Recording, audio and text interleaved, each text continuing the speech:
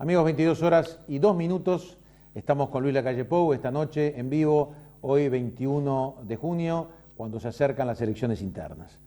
Lacalle Pou, estábamos hablando de cómo se va a parar el Partido Nacional tras estas internas, cómo se transforma, cómo se va a transformar desde su punto de vista, y si usted es el ganador, este programa que usted plantea, que ahora vamos a repasarlo, con lo que va a ser una posición global del Partido Nacional y posteriormente, y seguramente, como todos las indicar, en un balotaje, un programa del arco opositor, por decirlo de alguna forma. Pero estamos en las internas.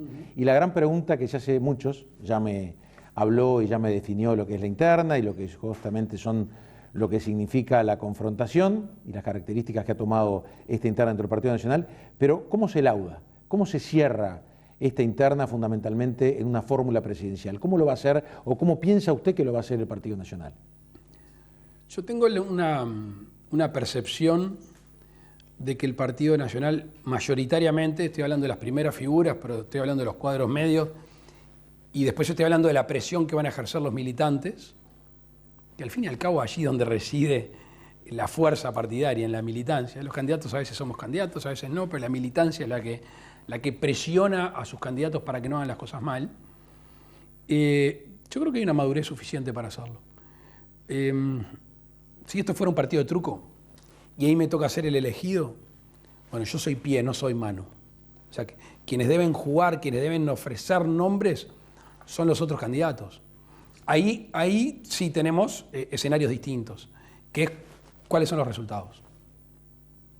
Primero, el que gana en el sentido que el que saca más votos, ¿tiene la diferencia? No los quiero aburrir con esto, pero ¿tiene la mitad más uno? ¿O tiene el 40 con un 10% de diferencia, con lo cual esa noche es candidato? Eso es una posibilidad. Si no la es, ya es un poco más complejo. Supongamos que sea así, vamos al escenario lindo, para el malo siempre hay tiempo. Nos toca ser electos directamente el mismo 30 de junio. Si segundos, terceros y cuartos están muy separados, bueno, notoriamente ya ahí hay una preeminencia del segundo, me imagino yo.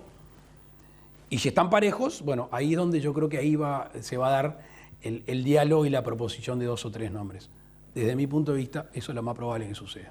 Usted tiene en la cabeza, bueno, lo ha dicho, ¿no? Pero los tiempos cambian y esto es muy dinámico y de hecho las elecciones internas, específicamente o especialmente el Partido Nacional, es muy dinámico. Usted ya tiene, en virtud de cómo está transcurriendo la interna del Partido Nacional, ideas, no de nombres, pero fundamentalmente de prototipos para ocupar ese rol de vicepresidente que no solo, entiendo yo, en cualquier tienda política tiene que aportarle al candidato a la presidencia, pero pensando en un parlamento fraccionado como va a ser el próximo, en cualquier escenario se precisa un hombre que sepa manejar los hilos parlamentarios, la negociación y la flexibilidad. ¿Un hombre o una mujer? Lo digo sin género. Está, por eso, pero quiero abordarlo así.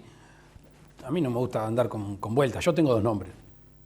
Si yo fuera el que elige, yo tengo dos personas. Tengo un nombre de un hombre y el nombre de una mujer. Pero insisto, Guillermo, no soy yo el que va a decir los nombres. Esperemos que se llegue. Está claro, sería estúpido de mi parte preguntarle los nombres, pero yo digo, desde el punto de vista del marco de referencia de esas personas. Iba exactamente a eso. ¿Qué es lo que a mí me gustaría que el partido decida? Y creo que lo va a hacer. Tiene que pensar en un buen candidato a vice, pero sobre todo en un buen vicepresidente de la República. Porque tú recién lo decías, no va a ser changa. Para empezar, alguien con mucha capacidad negociadora. Que tenga mucha yerba, mucha paciencia o café y que tenga buen diálogo con el resto del espectro político. Que tenga un conocimiento jurídico. O sea, la primera ley del gobierno, si es que le toca al Partido Nacional, va a ser un proyecto de ley de urgente consideración que va a tener más de 300 artículos, muchos de los cuales son artículos que de alguna manera condicionan al resto del gobierno. Entonces, buen humor, paciencia. El vicepresidente de la República, sea hombre o mujer, en el periodo que viene se va a ganar el sueldo. Va a ser una persona que va a tener que estar muy, muy arriba de las cosas, además de tener un buen vínculo con el Poder Ejecutivo. Bien. Hablemos un poco de la situación del país. Y usted hace referencia recién a la elaboración, usted habló mucho de su equipo, recién en el Club Defensor. Sabemos que es así, y quienes obviamente estamos en los temas políticos, sabemos que ese equipo ha recorrido todo el país, ha estado aquí en el departamento de Maldonado, y que esta elaboración, o mejor dicho, este trabajo termina en la elaboración de recoger ideas, preocupaciones, inquietudes, en una ley de urgente consideración. Me gustaría que en primer lugar explicara qué es una ley de urgente consideración, qué va a contener y cuál es la idea, el objetivo de esa ley de urgente consideración. 24 de noviembre, segunda vuelta. Domingo 24 de noviembre. Lunes 25 de noviembre, a las 3 de la tarde. ¿Por qué digo a las 3 de la tarde? Porque hay que dejar a los que laburaron durante tantos meses, que estén un rato con su familia, que descansen. 3 de la tarde empieza, en mi película empieza la transición. Entra el presidente electo con su equipo a la torre ejecutiva y lo recibe el presidente saliente, comparte su equipo a empezar la transición. Si es una transición que se dé toda la información, las auditorías que las va a ver, menos profundidad. Si es una transición con poca información, las auditorías van a tener que ser más profundas para poder decirle a los uruguayos cómo está su país. Paralelamente, se termina de confeccionar el proyecto de ley de urgente consideración. ¿Qué es la ley de urgente consideración? Es algo que la Constitución habilita al Poder Ejecutivo mandar al Parlamento. ¿Por qué necesitamos un proyecto de ley de urgente consideración?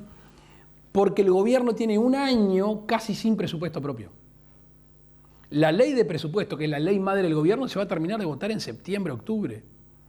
O sea, después de 15 años de cambio de partido político, de cambio de signo político, vos no podés estar un año esperando. La gente no puede estar un año esperando. Es más, los cambios los tendría que estar haciendo hoy el presidente de la República, que no está en ningún lado, y que el ministro de Economía hoy diagnostica, pero no hace. Y el ministro del Interior siempre busca responsabilidades en otro. Pero yendo claramente a este proyecto de ley de urgente consideración, ahí tiene que estar la legítima defensa policial, la derogación de la obligación financiera, cambiar las autoridades de la educación en cuanto a las corporaciones, derogar el decreto de las ocupaciones. Muchísimas cosas que tiene que haber un compromiso fuerte para rápidamente que el país empiece a andar y la liberación del monopolio de los combustibles. Son todos temas muy fuertes, son todos temas que hacen a un programa de gobierno y hacen un compromiso con el país, que por allí va a ir nuestra gestión. Ahora, esa ley de urgente consideración es la base para negociar con todos los sectores de la oposición cuando usted dice va a ser un gobierno multicolor. Es el compromiso. Sí, es el compromiso. Yo me imagino así: poder legislativo, poder ejecutivo y en el medio el texto sobre el cual todos vamos a juramentar cumplir con el compromiso. Poder legislativo con un correlato en el poder ejecutivo, o sea, ministros de muchos partidos, y que todos cumplan con este mandato, que es votar la ley de urgente consideración, para empezar a correr los primeros días de gobierno.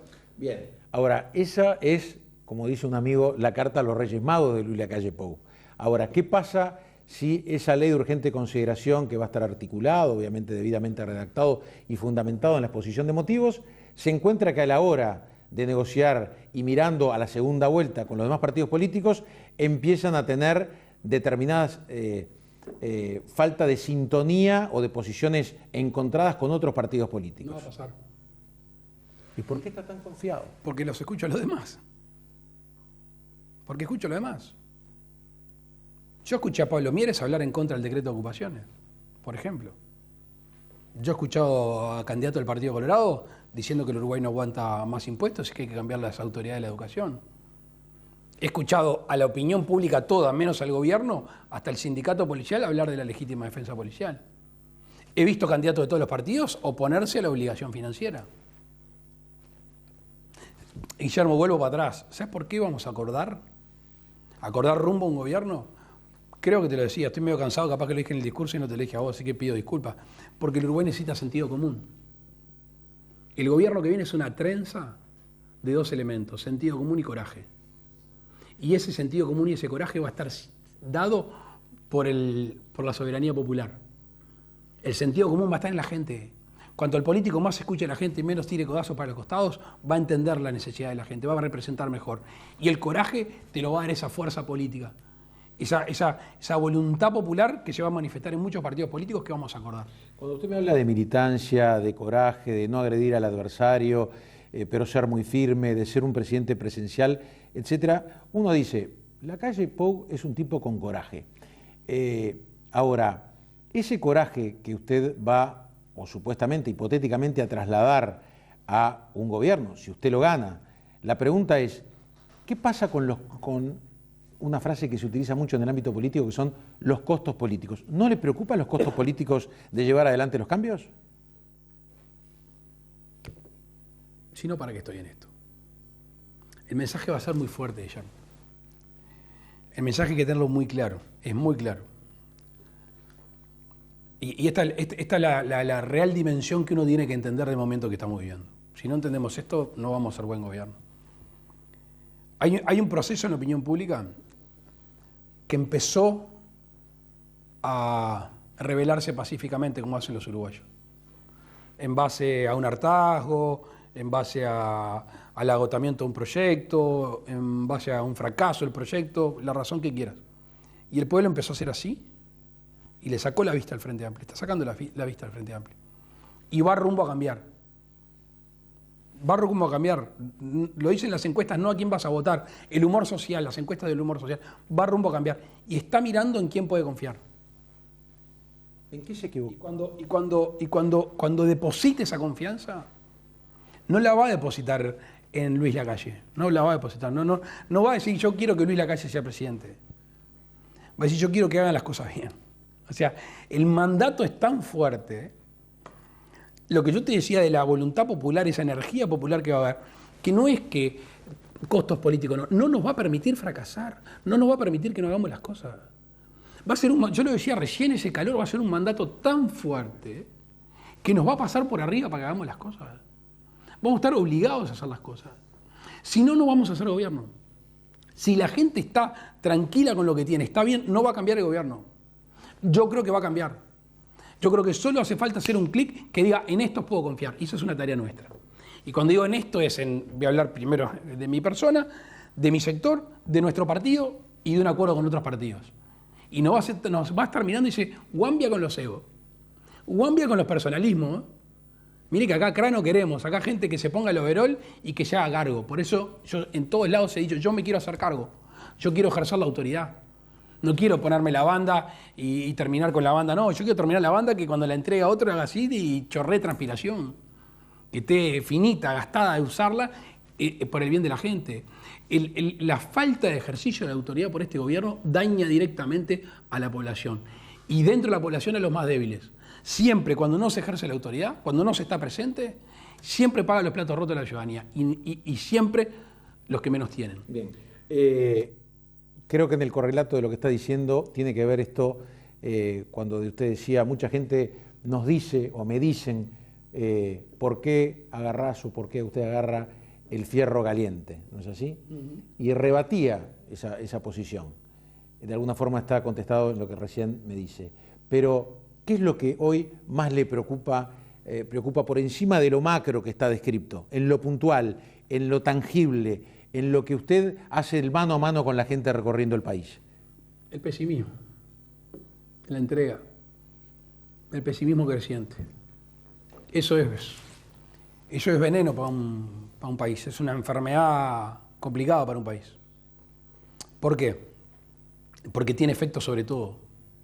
Tiene efecto sobre el estado de ánimo, tiene efecto sobre tu familia, tu trabajo, tiene efecto sobre la economía. Yuval Noah Harari, el que escribió Homo Sapiens, Homo Deus y 21 lecciones para el siglo XXI, es un tipo muy inteligente. En Homo Sapiens, el tipo descubre que en un momento la economía crece exponencialmente y empieza a hurgar porque es un historiador muy humano, a mí me gusta mucho. Y el tipo ve que es cuando surgió el crédito. La economía crece exponencialmente cuando surge el crédito. El tipo no se conforma, va a buscar ¿y por qué surgió el crédito? Y por una cosa que solo un tipo inteligente se da cuenta, dice. Porque el ser humano empezó a pensar que el futuro iba a ser mejor que el presente, si no, no hay crédito. Bien. Entonces, si nosotros, con la confianza que la gente nos va a dar, nos la va a prestar la confianza, empezamos a tomar medidas rápidamente que van en un sentido, hay que cambiar la tendencia pesimista que se ha instalado en el país. Y eso genera una inercia positiva enorme. enorme. Y estoy convencido que eso es lo que hace crecer el país, porque a un país no lo hace grande los políticos, al país lo hace grande la gente. Los políticos tengan que dar herramientas y oportunidades, pero lo hace grande la gente.